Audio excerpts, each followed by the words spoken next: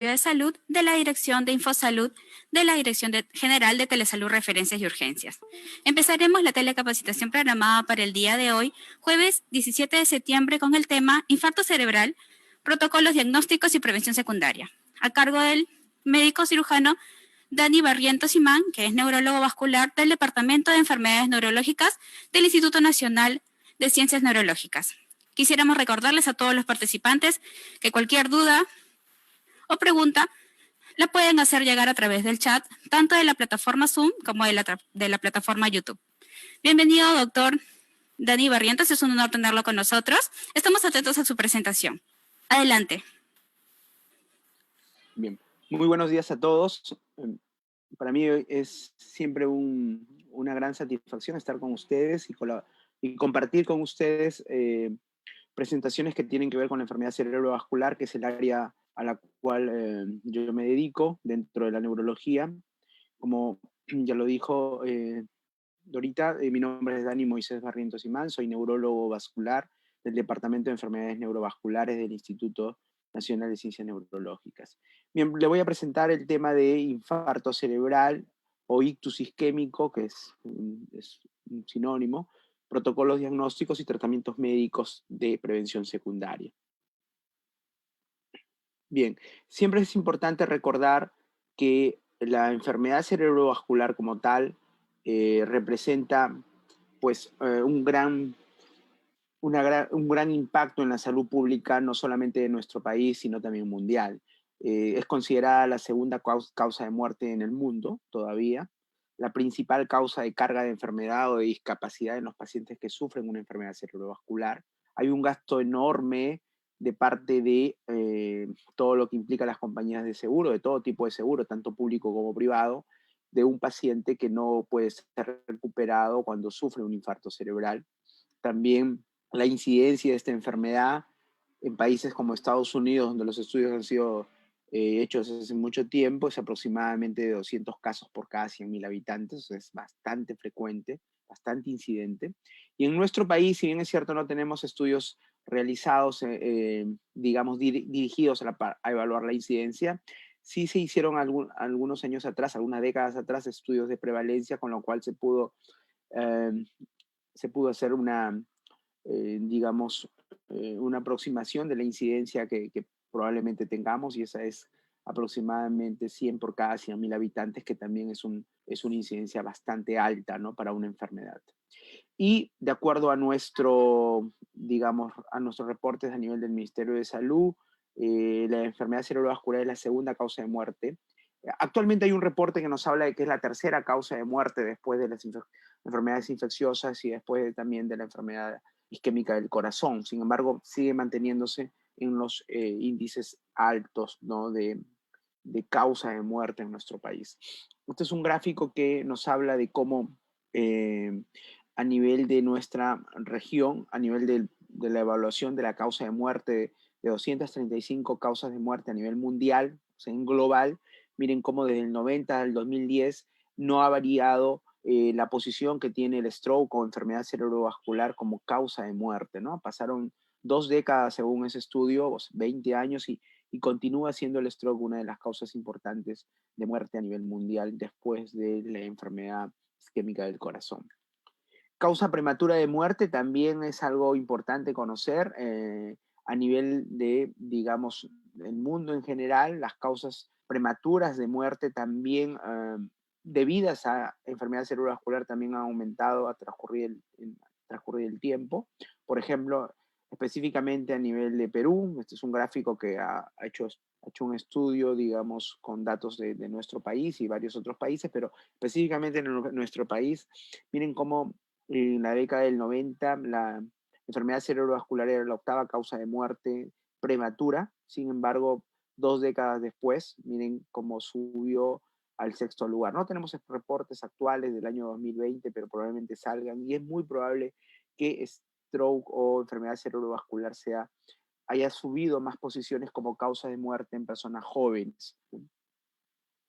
Bien, recuerden que la enfermedad cerebrovascular tiene dos tipos.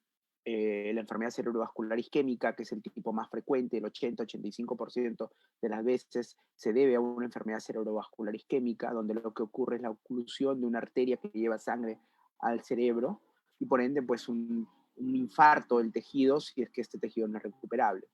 Y el otro tipo de enfermedad cerebrovascular es la enfermedad cerebrovascular hemorrágica, donde lo que ocurre es la ruptura de un vaso sanguíneo cerebral y la salida de sangre al parénquima cerebral o al espacio subaracnoideo y dando pues como evento clínico pues algo muy, muy serio para el paciente. Y en cuanto a porcentajes, los porcentajes a nivel mundial y a nivel local son muy parecidos, 80, 85, 88% siempre son debidos a enfermedad cerebrovascular isquémica y el 12 al 20% debido a enfermedad cerebrovascular hemorrágica, ¿no? Muy bien. Hablemos entonces de la enfermedad cerebrovascular isquémica, que es básicamente la causa más frecuente de enfermedad cerebrovascular, de sus protocolos diagnósticos y también del tratamiento que nosotros debemos darle a estos pacientes para hacer una prevención secundaria, o sea, prevenir la recurrencia de este problema, ¿no? Bien, antes de hablar de la enfermedad cerebrovascular isquémica tipo ictus isquémico o infarto cerebral, hablemos un poco del ataque isquémico transitorio, que es un concepto importante conocerlo. Un episodio o un ataque isquémico transitorio ya tiene una definición establecida, es toda disfunción neurológica causada por una isquemia cerebral, retinal o medular, que tiene una duración típica de 1 a 2 horas y tiene que tener una evidencia radiológica de no haber tenido lesión a nivel cerebral. Anteriormente, la definición antigua de un ataque isquémico transitorio era todo déficit neurológico transitorio que dura hasta 24 horas. Sin embargo, ahora ese concepto ya se cambió. Desde el punto de vista clínico, un ataque isquémico transitorio dura 1 o 2 horas y tiene que tener una imagen negativa para infarto cerebral. Recuerden que el 10.5% aproximadamente de los ataques isquémicos transitorios tendrán un infarto en los próximos 90 días. O sea que es como, es una entidad que, si bien es cierto, el paciente quedó libre de síntomas, libre de lesión, es una entidad que nos está advirtiendo de que ese paciente está en riesgo de hacer un infarto. 1 de cada 10 va a ser un infarto y es importante que los abordemos y le demos un tratamiento adecuado y un abordaje diagnóstico adecuado. Por otro lado, más o menos el 20% de los pacientes que tuvieron un infarto cerebral, 1 de cada 5 aproximadamente, fueron precedidos por un ataque isquémico transitorio. Entonces, cuando un paciente nos llega a la emergencia y tuvo un infarto cerebral, 1 de cada 5 nos dice que tuvo un ataque isquémico transitorio al momento que le hacemos la entrevista, ¿no? Y pudo prevenirse. Bien, hablando del infarto cerebral o ictus isquémico en sí, donde ya lo que ocurre es la instalación de un trombo a nivel de una arteria cerebral y por ende el infarto del tejido cerebral. En este caso, pues los síntomas no son transitorios, los síntomas son permanentes y el paciente va a tener una evidencia radiológica de que existe una lesión a nivel cerebral producto de esta isquemia, ¿no? De este infarto cerebral. Bien, es importante mencionar que en otras oportunidades hemos hecho charlas acerca del tratamiento agudo del infarto cerebral, que es el tratamiento de la emergencia del infarto cerebral, donde nuestra meta principal en emergencia cuando vemos un paciente con infarto cerebral es diluir el coágulo y restablecer el flujo sanguíneo para que el paciente quede con la mínima discapacidad posible y salvemos el máximo de territorio cerebral posible, ¿no? Eso lo hemos hecho en algunas otras charlas aquí a través de Telesalud y es algo importante que yo no pierdo la oportunidad en recalcar. Todo paciente que tiene el déficit neurológico agudo, rápido, digamos, brusco, debe ir rápidamente a la emergencia de una institución porque tenemos hasta 4 horas y media para brindarle un tratamiento que pueda revertir o que pueda diluir ese coágulo y podamos restablecer el flujo sanguíneo y recuperar ese tejido cerebral. Y actualmente tenemos hasta 24 horas en algunos pacientes seleccionados para hacer tratamientos avanzados como la trombectomía mecánica y poder también sacar ese coágulo y restablecer el flujo. El motivo de la charla de hoy, bueno, yo hago hincapié a ese tema, pero el motivo de la charla de hoy es ver también el aspecto qué pasa después de ya haberse instalado un infarto cerebral con o sin tratamiento de reperfusión aguda con trombolisis o trombectomía. Lo que tenemos que hacer es hacer un estudio de ese paciente para ver cuál fue la causa de ese infarto y dar un tratamiento de prevención secundaria, o sea, un tratamiento que prevenga un segundo evento, que es importantísimo en los pacientes. A nosotros nos da muchísima pena actualmente, por ejemplo, con el tema del COVID, que hemos tenido dificultad para realizar todos los estudios de etiología y diagnóstico del infarto cerebral, pues es posible que tengamos en un tiempo próximo de repente muchos casos de recurrencia de infarto cerebral porque no logramos hacer todos los estudios de etiología. Entonces estos estudios de etiología son importantísimos por el hecho de que nos van a ayudar a brindar un tratamiento dirigido a prevenir un segundo evento que muchas veces en nuestros pacientes puede ser ya hasta catastrófico, ¿no? Un segundo evento de un infarto cerebral. Hablemos un poquito de la fisiopatología del infarto cerebral. El infarto cerebral tiene tres mecanismos fisiopatológicos. Uno es el trombótico, que significa que la arteria se ocluyó porque ya tenía una patología, ¿ok? Ya tenía ahí un daño y se formó un trombo en la arteria cerebral y se tapó esa arteria.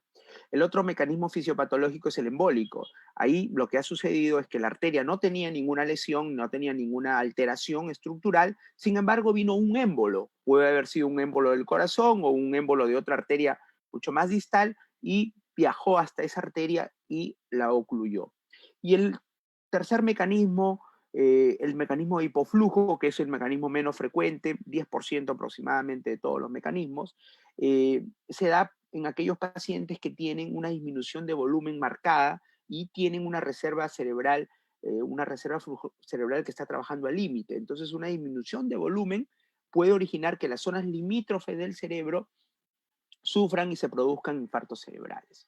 Entonces eso también es importante saberlo porque muchas veces los pacientes ancianos, mayores, muchas veces que tienen un problema de diarrea, de hipotensión por otros motivos, o sea, por un motivo, digamos, infeccioso de repente, después de superar la infección, llegan a la emergencia y dicen, doctor, después de pasar el tema de la diarrea, del tema de la hipotensión, no mueve la mitad del cuerpo. Y cuando hacemos el análisis, ha tenido un infarto cerebral de territorio limítrofe y hacemos toda esa entrevista. En base a esa entrevista, eh, nos damos con la sorpresa que el paciente había tenido pues, episodios de diarrea que probablemente fueron el causante de la disminución de volumen y del sufrimiento con infarto cerebral de zonas limítrofes del cerebro. Ese es el último mecanismo, el mecanismo por hipoflujo, ¿no?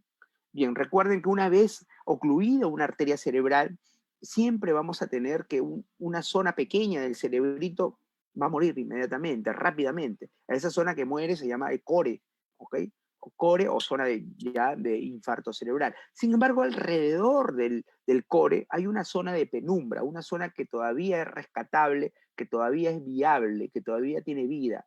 Esa zona de penumbra alrededor del core es la que nosotros, yo les decía, es la que nosotros buscamos salvar. Cuando hacemos una terapia de reperfusión en emergencia, diluimos el coágulo, se restablece el flujo y muy probablemente salvamos esta zona de penumbra y el paciente queda con un infarto cerebral pequeñito y todo el resto de la zona salvable. Y esto pues tiene una enorme, digamos, ventaja para el paciente, ya que estos tratamientos han demostrado que los pacientes van a quedar sin discapacidad o con una discapacidad mínima y le va a permitir hacer su vida lo mejor posible, ¿no? Recuerden que cada vez que nosotros no hacemos un tratamiento de reperfusión en el infarto cerebral, perdemos neuronas y ganamos años de vida, ¿no? Entonces, miren, por cada infarto cerebral que no se trató, el paciente pierde 1,2 billones de neuronas y más o menos gana 36 años de vida. Si el paciente tenía 50 años y tuvo un infarto cerebral que no logró ser recuperado, va a pasar a tener 86 años. Digamos, por eso la esperanza de vida del paciente que tuvo un infarto cerebral más o menos de 5 años, ya que, digamos, ha avanzado en esta aceleración de la edad. Recuerden entonces rápidamente lo que les dije. Si estamos frente a una emergencia o un infarto cerebral, hay que llevarlo rápidamente a la emergencia, hacer una tomografía. En la tomografía ver si el paciente tiene o no tiene sangrado, porque es lo que hay que descartar. Si no hay sangrado, pues inmediatamente ver si tiene criterios para trombolisis intravenosa, pero ahora también tenemos que ver si el paciente tiene criterios o no, concomitantemente si tiene criterios o no para tromectomía mecánica. Y si la tuviera también, adelante, el paciente debería ir también a tromectomía mecánica. Esto es el manejo en síntesis de la emergencia de un infarto cerebral. Ahora, yo les mencionaba que, digamos, nos vamos a dirigir en esta charla principalmente al tema de la etiología, de la causa del infarto. Ya una vez que pasó el tema de la emergencia, el paciente pasa a hospitalización y en la hospitalización nosotros lo que tenemos que hacer ahí es investigar por qué sucedió el infarto. ¿Por qué una persona que de repente tenía solo hipertensión arterial, nos hizo un infarto de un tamaño extenso a nivel de la arteria cerebral media del lado izquierdo. Entonces eso merita investigación. Recuerden entonces, en este gráfico que lo diseñé hace un tiempo, recuerden que desde que nosotros nacemos hasta que nosotros morimos, siempre hay una línea de tiempo para la enfermedad cerebrovascular, ¿ok? Donde en un principio nosotros podemos desarrollar ciertos factores de riesgo vasculares, como hipertensión, como diabetes, ¿ok? Que son factores de riesgo que siempre es importante controlarlos para evitar que no tengamos en el futuro una lesión vascular de tipo infarto cerebral. Eso se llama prevención primaria. Detectar factores de riesgo y evitar que no ocurra un evento cerebrovascular. Si bien es cierto, a veces se puede hacer en personas que tienen de repente las conductas de ir siempre a sus controles, de estar atentos con su colesterol alto, con su diabetes bien controlada o con su presión bien controlada. Entonces es posible hacer prevención secundaria. Claro que sí, deberíamos trabajar mucho en eso. Sin embargo, muchos de nuestros pacientes que llegan ya a nuestros hospitales es porque no hicieron una buena prevención secundaria y ya nos tienen un infarto cerebral. En ese momento nosotros tenemos que tratar la etapa aguda, o sea, la etapa de tratar de brindarle una reperfusión al tejido, ¿ok? Que es lo que se hace ya en la emergencia, donde incluye la atención prehospitalaria, la atención hospitalaria y la rehabilitación, claro que sí. Pero aquí está el tema de la prevención secundaria, lo que le decía. Lo que pasa cuando el paciente ya sucedió el infarto y está en la hospitalización con nosotros. Ahí nosotros hacemos un trabajo de investigación de la causa, básicamente con el fin de hacer un buen tratamiento de la etiología del infarto cerebral, controlar los factores de riesgo modificables que el paciente traía y que de repente no los tenía controlados, y también hay que hacer modificación de los estilos de vida, eso es muy importante. Bien, la etiología del infarto cerebral o los subtipos de infarto cerebral, digamos que a través de los años siempre se ha hablado, digamos, que pueden ser de origen por placas ateromatosas, de origen por problemas del corazón. Sin embargo, en el año 93, que ya es un artículo bien antiguo, se publica un artículo donde se realiza una clasificación mucho más ordenada de la etiología del infarto cerebral, la etiología TOACS, ¿ok? Que hasta ahora se utiliza. ¿Existen otras formas de clasificar al infarto cerebral? Sí, sí la existen. Sin embargo, la etiología TOACS yo creo que es la más frecuente, la más utilizada y la que más se puede aplicar en la práctica clínica. Divide o tiene 5 etiologías el infarto cerebral en base a TOACS. Uno es la etiología cardioembólica, por problemas cardíacos, etiología aterotrombótica, etiología lacunar, etiología inhabitual y etiología indeterminada. Pasemos a ver que estas etiologías van a tener ciertas características, ¿ok? En cuanto a la manifestación clínica, en cuanto a la imagen que vamos a ver del paciente y en cuanto también a los laboratorios o las pruebas de ayuda diagnóstica que tenemos que hacer a los pacientes, ¿ok? Por ejemplo, un ejemplo ahí claro, el paciente con un infarto cerebral de etiología aterotrombótica, generalmente lo que va a tener una manifestación clínica de una alteración neurológica cortical que tenga que ver con las funciones superiores principalmente, igual para la etiología cardioembólica. Y en cuanto al tamaño, la etiología aterotrombótica como la etiología cardioembólica, miren, en cuanto al tamaño, siempre se va a ver en la imagen una lesión cortical principalmente, de un tamaño mayor de 1.5 centímetros en tomografía. ¿Ok? Entonces, miren cómo hay esas características. A diferencia, por ejemplo, la etiología lacunar o la etiología de pequeño vaso, la manifestación clínica va a ser principalmente de un síndrome lacunar, o sea, un síndrome de circulación profunda, de circulación penetrante, ¿ok? No tanto de la parte cortical. Y en cuanto al tamaño, en el caso de los infartos lacunares, el tamaño va a ser principalmente menor de 1.5 centímetros en tomografía cerebral y principalmente una lesión subcortical o a nivel del tronco cerebral, ¿no? Y en cuanto a las pruebas diagnósticas, obviamente, pues en el caso de las lesiones aterotrombóticas van dirigidas a buscar placas ateromatosas tanto en las arterias cervicales como en las arterias intracraneales. En el caso de la etiología cardioembólica, vamos dirigidos a encontrar patología en el corazón. En el caso de lesiones de etiología lacunar, se supone que debemos encontrar tanto las alteraciones cardiológicas como las alteraciones de placas ateromatosas en grandes vasos sin alteraciones, ¿no? Muy bien.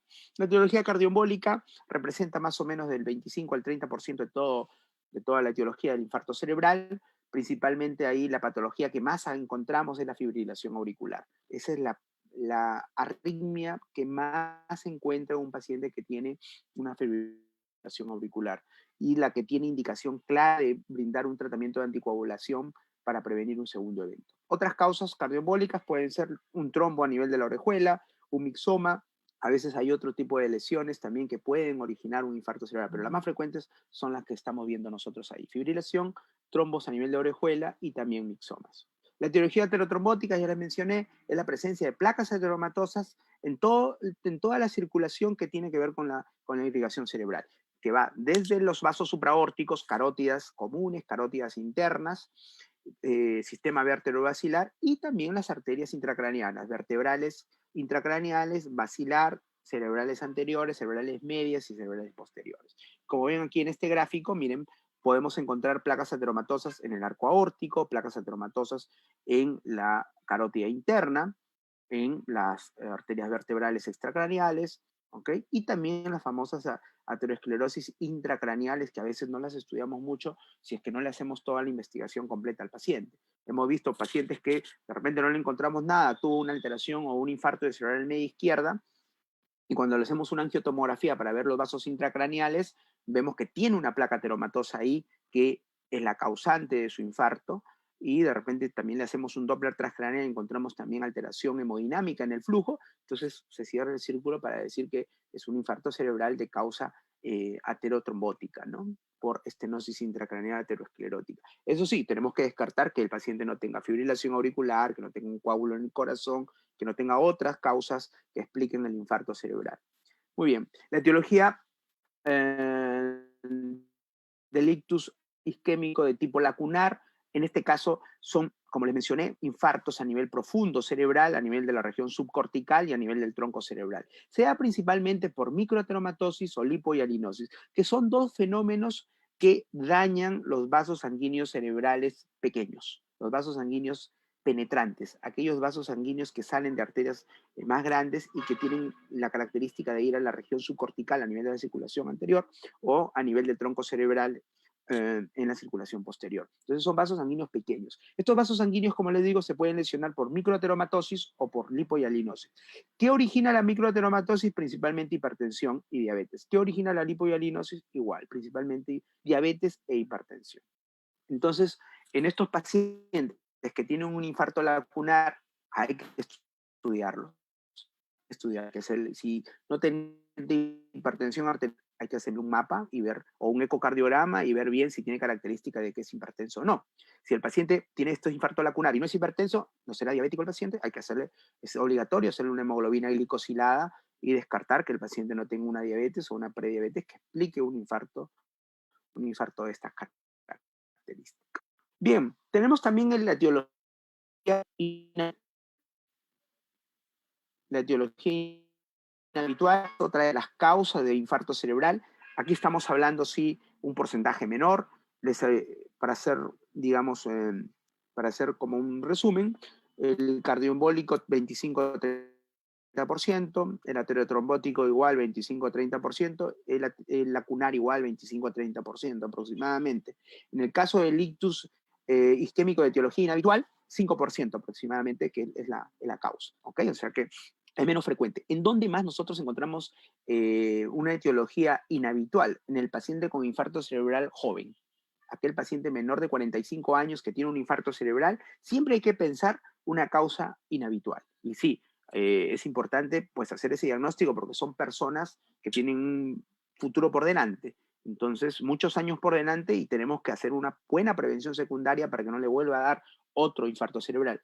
Si bien es cierto, vamos a buscar esas causas inhabituales en estos pacientes, pero siempre es importante mencionar que tenemos que descartar primero las causas habituales. Hemos tenido casos donde pacientes de 30 años han hecho un infarto cerebral y de repente la investigación fue dirigida desde un inicio a descartar una causa inhabitual. Se fueron a descartar si el paciente no tiene alteración genética, si no tiene deficiencia de proteína C, proteína S, SAF, etc. Cosas que está bien hacer de repente en un paciente con infarto cerebral y es joven, pero no se olviden, y siempre lo repito, siempre primero hay que descartar las causas habituales. Yo recuerdo mucho un paciente de 28 años, se le estudió primero el resto y no se encontró nada. Y el paciente hizo recurrencia. Y cuando analizamos el caso, el paciente no se le habían hecho los estudios habituales, el paciente era fumador, tenía una placa ateromatosa, en la carótida interna del lado izquierdo y había hecho una recurrencia porque no tenía un tratamiento adecuado para manejar esa placa ateromatosa.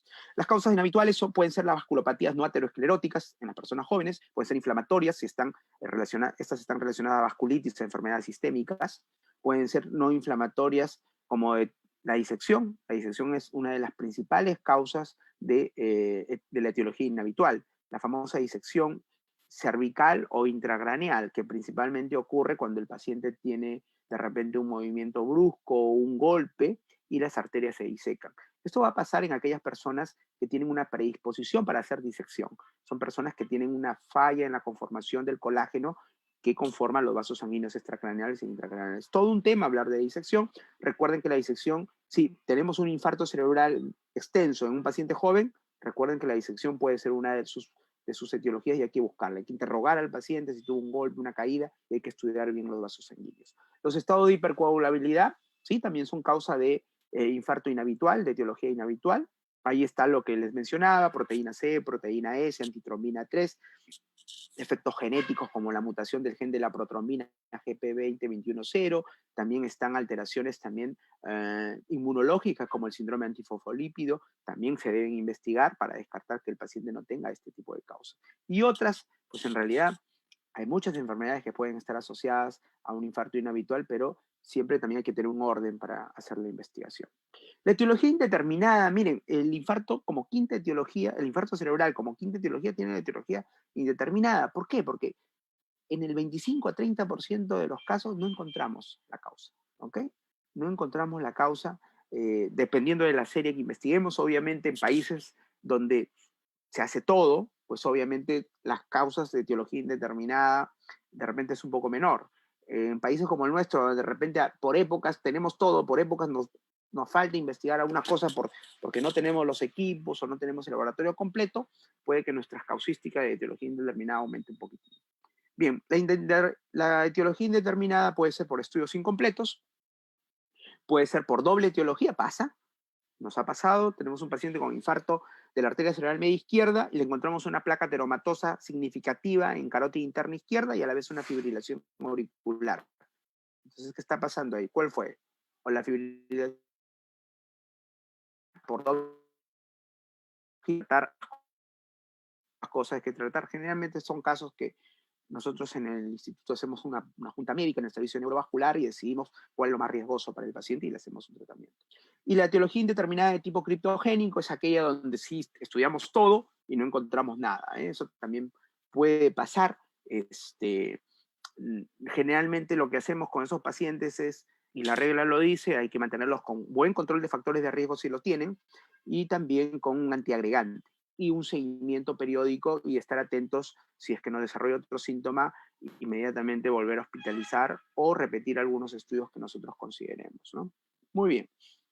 Nosotros, por ejemplo, en el instituto desarrollamos en la historia clínica un resumen de los estudios de investigación etiológica para que los residentes, por ejemplo, cuando les ingresa un paciente con infarto cerebral, ellos puedan rápidamente saber qué estudios tienen que pedir al paciente, un ecocardiograma, un Holter de 24 horas, un ecodoppler cervical que incluye carótidas y vertebrales, un Doppler transcranial. Desde burbuja con el Doppler transcranial también nos ayuda mucho en pacientes con infarto joven que queremos descartar chan derecha-izquierda, una tomografía cerebral, generalmente esto ya lo trae de emergencia, una angiotomografía, una resonancia, una angioresonancia. A veces ponemos todo esto porque a veces nuestro resonador no tiene, está en mantenimiento, tenemos que usar la angiotomografía para evaluar los vasos sanguíneos, o al revés también, ¿no?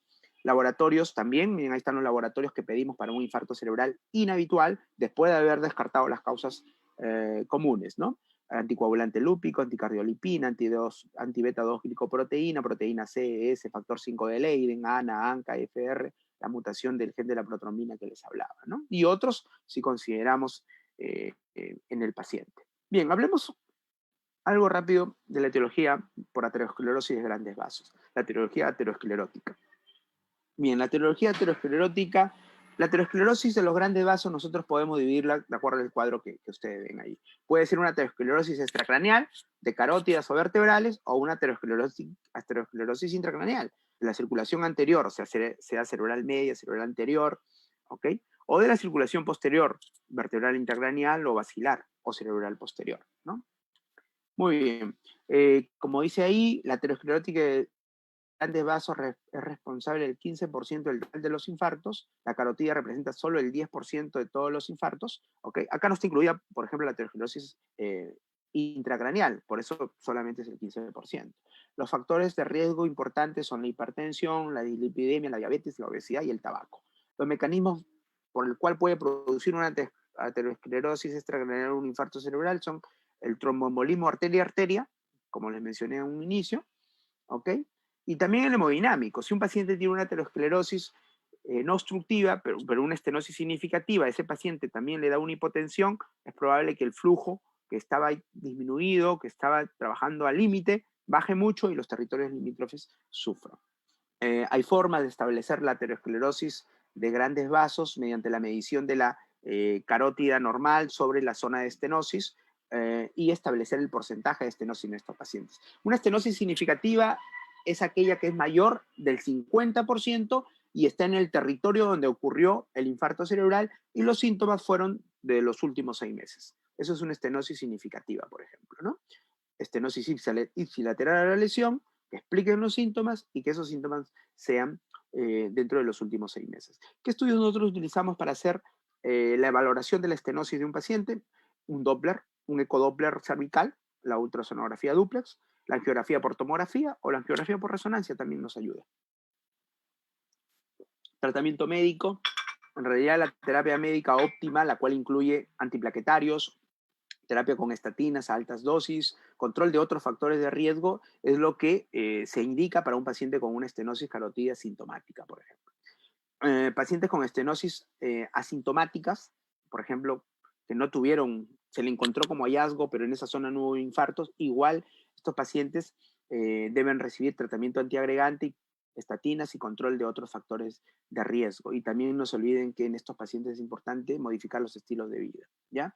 El manejo, ese era el manejo médico, y el manejo invasivo se le puede hacer a un paciente con un infarto cerebral de etiología aterotrombótica, un manejo invasivo con endarterectomía o angioplastía y colocación de stent. Claro que sí. Si el paciente tiene una estenosis sintomática del 70 al 99%, se ha visto que el tratamiento médico no es suficiente para prevenir un segundo evento. Estos pacientes deben ir a la revascularización de la arteria carótida, que puede ser con endarterectomía, que es un procedimiento quirúrgico donde se quita la placa ateromatosa, o puede ser con un tratamiento endovascular mediante la técnica de angioplastía y colocación de un stent. ¿Ok? Eso entonces está indicado en aquellos pacientes que tienen una estenosis entre el 70 y 99% y es sintomática, ¿no? Un caso clínico, mire, este es un varón de 60 años, hipertensión, diabetes, hizo una fascia y una paresia derecha, 3 meses de enfermedad, UNIS de 2.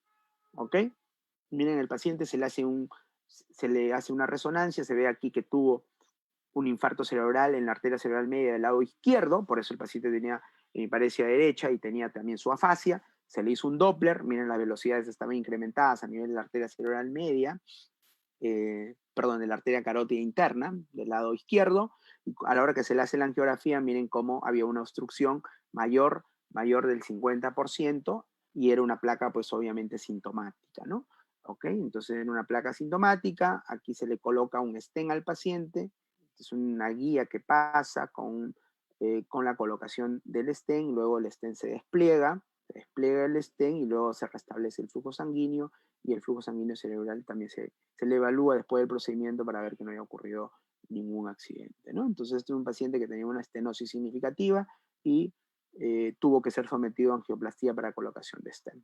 Bien, la estenosis extracraneal de tipo vertebral es una causa bien establecida también de infarto cerebral de la circulación posterior, causa del 10% de estos tipos de infartos. El segmento que más se afecta de aterosclerosis es el segmento B1, o sea, el inicio de la arteria vertebral, a su salida de las arterias subclavias. Los mecanismos por los cuales puede producir infartos son tromboembolismo arteria-arteria y el hemodinámico.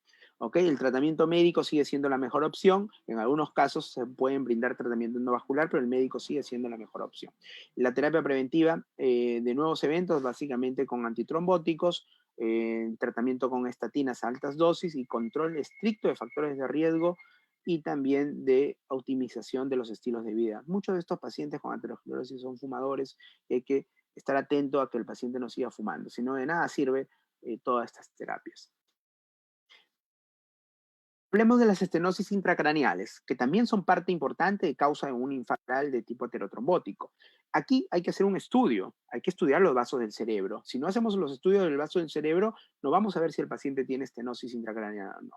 El método más, digamos, el método que más nos ayuda sería una angiotomografía. Pero recuerden que la angiotomografía implica el uso de contraste y hay que tener mucho cuidado si nuestros pacientes tienen o no tienen una alteración renal. Si la tuvieran, pues es mejor no utilizarlo. Tenemos otros métodos como la angioresonancia o el Doppler transcraneal, que también nos puede ayudar a ver si hay un flujo, una arteria con signos de estenosis, con signos sonográficos de estenosis intracraneal.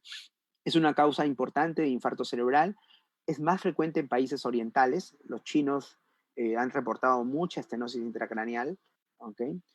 Hay pocos estudios que, digamos, evalúan su terapéutica. Sin embargo, hasta este momento lo que se sabe es que también estos pacientes deben ser sometidos a tratamiento antiplaquetario, a estatinas a altas dosis y también deben ser sometidos, digamos, a un seguimiento. En algunos casos, si las obstrucciones son más del 70% y son sintomáticas, en casos que cumplan, digamos, con este criterio que estoy hablando, se recomienda, se sugiere el tratamiento con doble antiagregación por 3 meses para estenosis intracraneal de tipo sintomática mayor del 70%. El estudio SAMPRIS es un estudio que trató de evaluar o evaluó el tratamiento endovascular también a nivel de las arterias cerebrales que sufren estenosis sintomática. No fue, lamentablemente, no tuvo un resultado positivo, muy probablemente porque en ese momento los dispositivos que se utilizan a nivel intracraneal, en vez de ayudar, más bien provocaron un daño en el momento de la colocación. Es muy probable que con el avance de los dispositivos en el futuro tengamos un estudio que sí logre un efecto benéfico del tratamiento endovascular. Por el momento no lo tenemos y por el momento sigue siendo la mejor indicación para un paciente con estenosis intracraneal el tratamiento médico intensivo, doble antiagregación con estatinas a altas dosis, cuando la estenosis es mayor del 70%. ¿No? Como les decía, miren, el estudio SAMPRIS se hizo en el 2008, en el 2011 tuvo que ser parado porque lamentablemente pues, los resultados fueron negativos. ¿Ok? Bien, este fue lo que se utilizó. Fue un stent llamado Wingspan, que fue muy criticado porque aparentemente no fue diseñado específicamente para los vasos intracraneales. Y lamentablemente no tuvo que ser detenido este estudio y hasta este momento pues lo que se sabe es que el tratamiento médico es lo más importante, ¿no? Entonces para pacientes con infarto cerebral atribuir la estenosis del 70-99%, la administración de aspirina y clopidogrel es razonable, o sea, se puede dar en estos pacientes, ¿no? ¿Ok? También es importante mantener siempre un control estricto de la presión arterial con una meta 140-90 para estos pacientes. Muy bien, voy a hablar un poquito de disección. Como ya les mencioné, la disección es una causa importante de infarto cerebral inhabitual. O sea, en un paciente que tiene un infarto cerebral y es joven, siempre hay que pensar si tuvo o no tuvo disección. ¿Ok? Recuerden que la anatomía de la pared vascular, lamentablemente, tiene una alteración anatómica a nivel intracraneal con respecto a la extracraneal. Y básicamente que las arterias intracraneales tienen una falta de la lámina externa principalmente. Entonces, por eso cuando ocurre una disección, las manifestaciones clínicas van a ser diferentes cuando ocurre una disección extracraneal, donde sí existe esta lámina externa a nivel de la pared de los vasos sanguíneos, pero cuando existe una disección a nivel intracraneal, por la carencia de esa lámina externa, las disecciones a nivel intracraneal van a tener otras manifestaciones clínicas. Eso es importante conocerlo. ¿Ok? ¿Qué es una disección arterial? Es la presencia de un hematoma mural localizado en la pared arterial. Entonces se forma un hematoma a nivel, digamos, intramural que va a disecar, o sea que va a abrir las paredes del endotelio. ¿Okay? Va a disecar, se va a hacer paso y esto obviamente puede provocar una lesión a nivel del endotelio y por ende pues provocar émbolos que viajen hacia el territorio distales y causar infarto cerebral. O a veces esto puede ser tan grande que ocluya totalmente el vaso. Yo les mencionaba que la causa de una disección principalmente es porque son personas que tienen predisposición por una mala conformación del colágeno, ¿no? Muy bien. Clasificamos a las disecciones como extracraneales e intracraneales, ¿ok? Si son cervicales, hay que ver si es una disección carotídeo vertebral, y si son intracraneales, de circulación anterior, circulación posterior, ¿ok? Disección cervical extracraneal, aspectos generales, la incidencia es muy bajita, 2.6 por cada 100.000 habitantes, representa la principal etiología del infarto cerebral en los jóvenes, no hay preferencia con respecto al género, el promedio de edad es más o menos 45 años, ¿no? Aproximadamente. Factores predisponentes. Se habla de que puede haber traumas, penetrantes y no penetrantes. Puede haber simplemente traumas menores como un simple estiramiento en los pacientes, de un simple estiramiento del cuello en los pacientes. A veces también pueden estar asociados a infecciones, a uso de medicamentos. Algunos han estudiado su relación con las estaciones del año y también si el paciente tiene factores de riesgo vasculares, ¿no? ¿Okay? Sin embargo, son factores predisponentes en aquellos pacientes que se presupone que tienen una mala conformación del colágeno. Ok. Hay factores predisponentes genéticos. Hay que siempre ver si el paciente no tiene displasia fibromuscular, síndrome de Ehlers-Danlos, Marfan, osteogénesis imperfecta, algunas enfermedades como la enfermedad renal poliquística, también que dañan, bien, traen también alteraciones de la pared del vaso, de las arterias. Muy bien. Y otras alteraciones como Turner, Williams, ¿no? O algunas mutaciones genéticas que tienen que ver con el colágeno.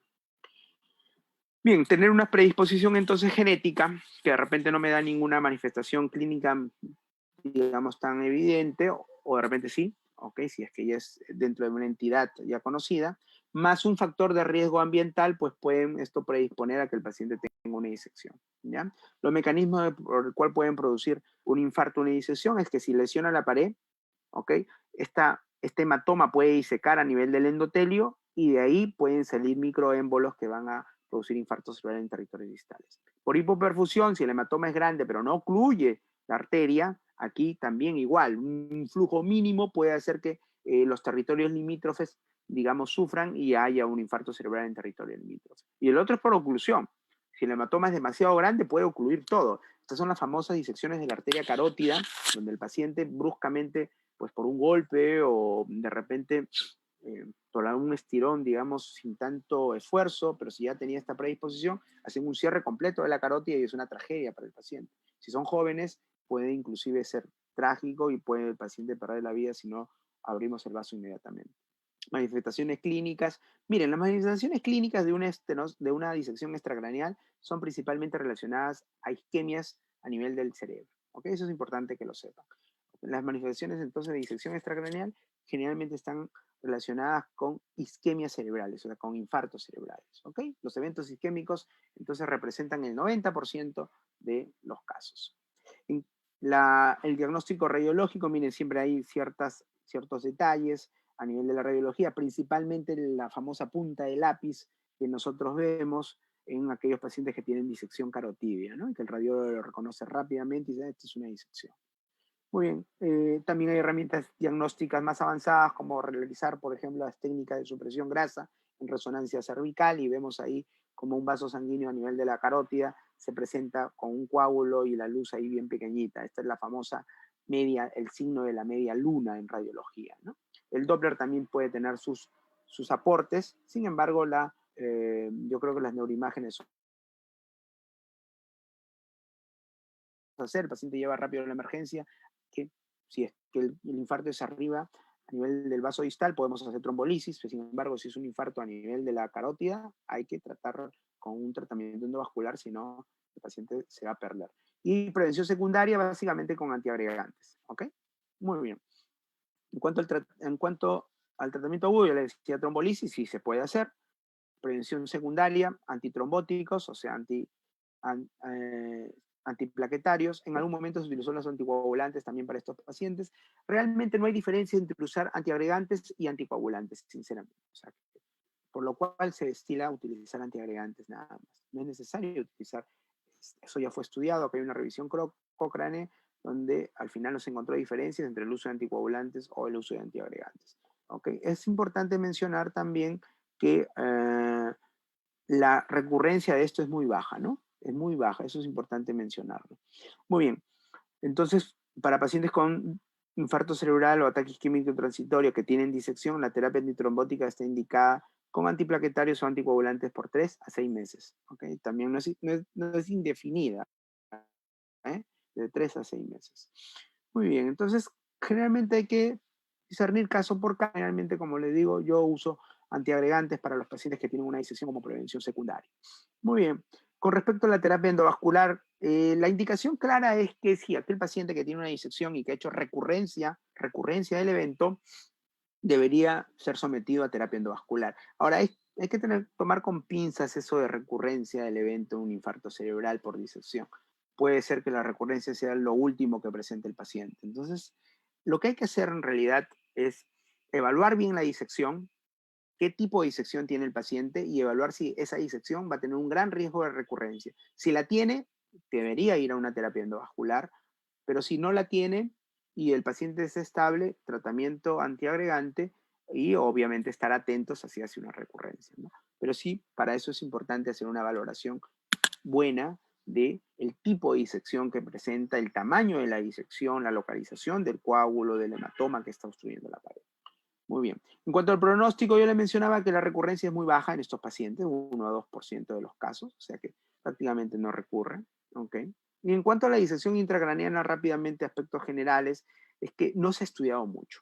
Y a diferencia, ¿ok? A diferencia, en cuanto a los factores predisponentes, pues sí, son muy parecidos a los de la disección extracraneana. Sin embargo, por tener esta falta de la lámina elástica externa, ¿ok? Acá lo pongo, ausencia de esta lámina elástica externa, entonces la pared del vaso sanguíneo intracerebral es diferente. Entonces, si ocurre una disección intracraneana, la principal manifestación clínica realmente no es la isquemia, sino es la hemorragia. ¿Ok? Entonces, una de las principales manifestaciones clínicas de este cuadro de disección intracraneana es la hemorragia. El paciente puede venir con una hemorragia subaracnoidea y se le hace la angiografía, no se le encuentra de repente si tiene un aneurisma o no, pero por ahí tiene una alteración de los vasos sanguíneos y es muy probable que tenga una disección. ¿Okay? Hay que tener muy en cuenta ese aspecto. También pueden producir eventos isquémicos, sí es cierto, sí, pero con menor frecuencia. La hemorragia es lo principal. Muy bien. En cuanto a las características radiológicas, aquí son un poco más difíciles de encontrar la disección. No hay duda que la angiografía cerebral por cateterismo es la que mejor me va a dar datos radiológicos para yo evaluar una disección intracraneana. ¿Ok?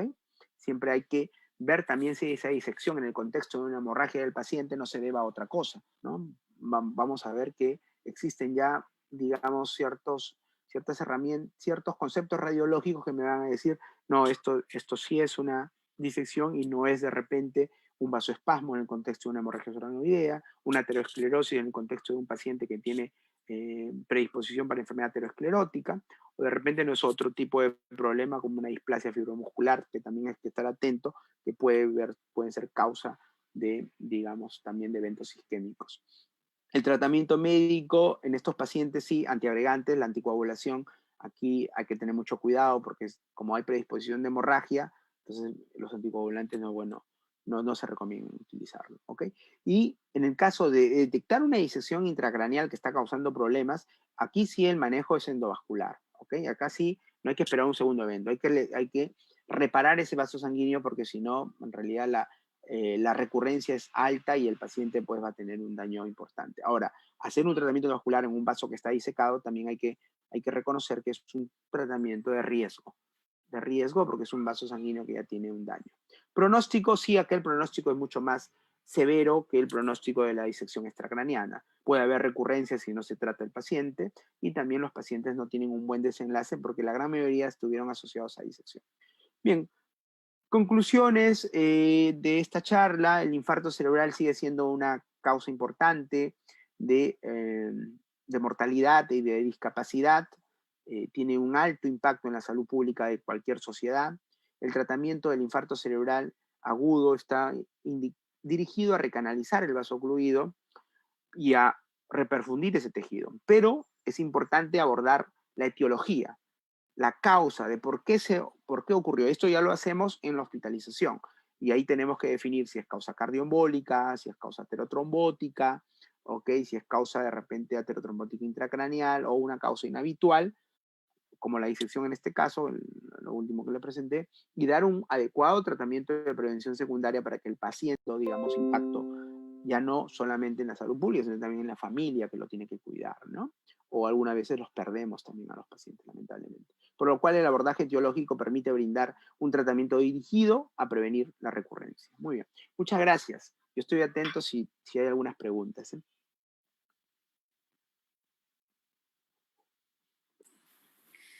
Muchísimas gracias, doctor Dani Barrientos, por esta excelente presentación.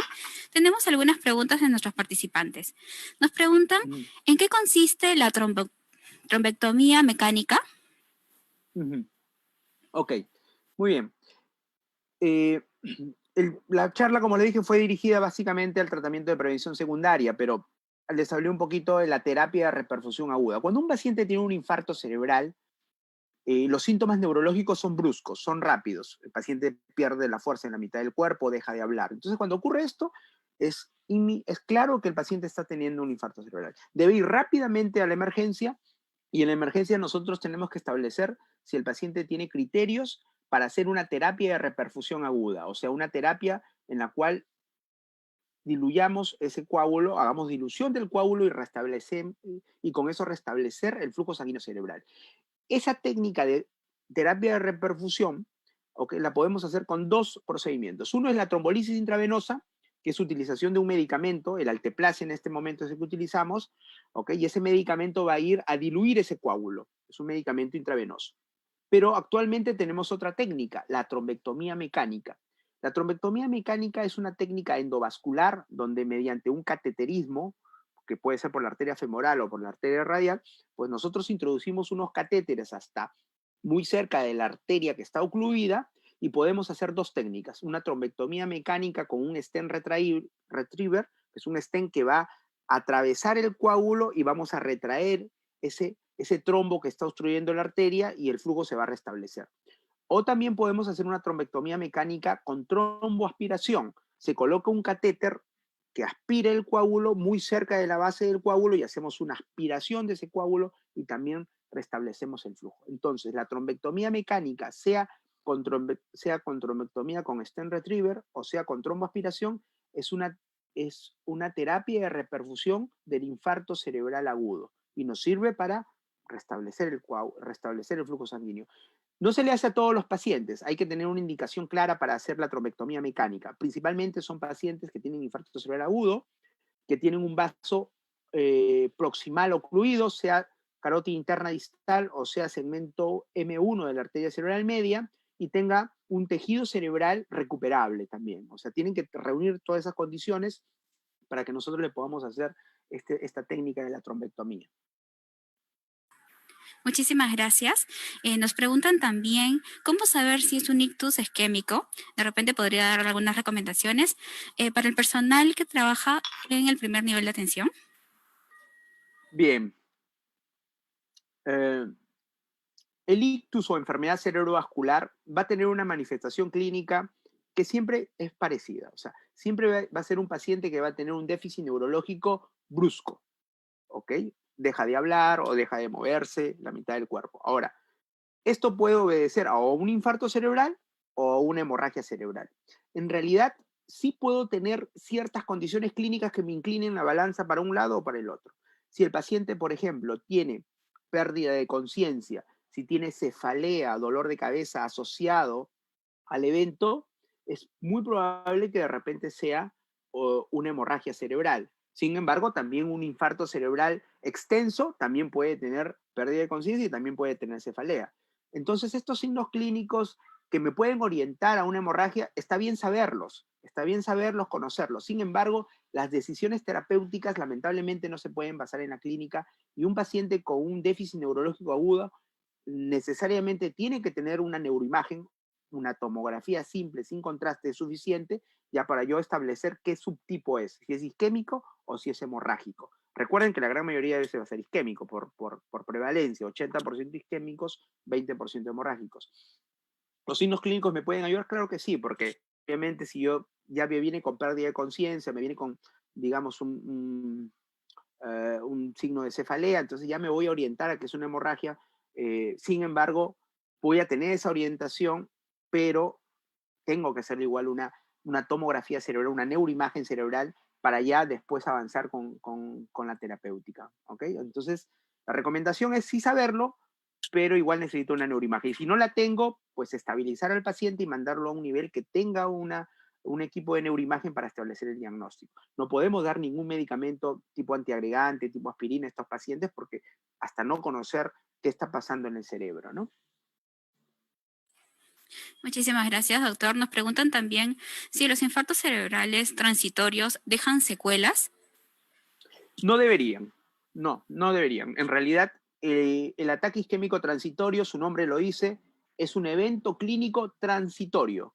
El paciente puede sufrir, lo más frecuente que puede pasar en un ataque isquémico transitorio es la pérdida del lenguaje, por ejemplo. El paciente no puede hablar, ¿no? ¿Okay? Tiene un arresto del lenguaje. Eso el paciente lo tiene que recuperar completamente para que sea ataque isquémico transitorio. O el paciente deja de mover la mitad del cuerpo por 10 minutos. ¿No? Y viene a la consulta y nos cuenta el paciente o la familia, doctor, dejé de mover la mitad del cuerpo. ¿Cuánto duró? 10 minutos. Entonces, para que cumpla dentro de la definición de ataque isquémico transitorio, los síntomas tienen que ser transitorios, o sea, tienen que haber una recuperación completa. E incluso hemos tenido pacientes que nos dijeron, doctor, se me paralizó la mitad del cuerpo 10 minutos, ahora estoy normal.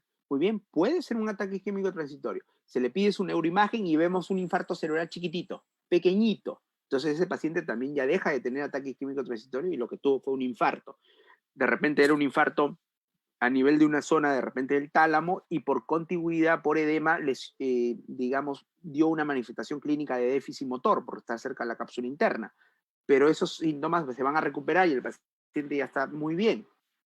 Entonces, ahí en ese caso, por ejemplo, siempre hay que tener cuidado, ¿no? Entonces, el paciente tiene que recuperarse completamente para decir que es ataque isquémico transitorio, pero además tiene que tener una neuroimagen negativa para infarto cerebral, ¿ok?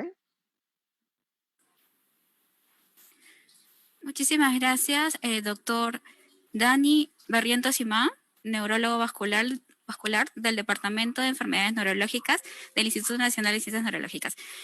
¿Algunas recomendaciones finales, doctor? Sí, yo diría que hemos tenido lamentablemente un impacto negativo con respecto al tema del COVID en nuestros pacientes con infarto cerebral. Lo hemos visto en el tema de que los pacientes no llegan rápido a la emergencia para hacer terapia de repercusión aguda, y también en el tema de la hospitalización, donde no hemos podido realizar todos los estudios de extensión porque pues debido a la pandemia, pues siempre se ha tenido que restringir muchas cosas.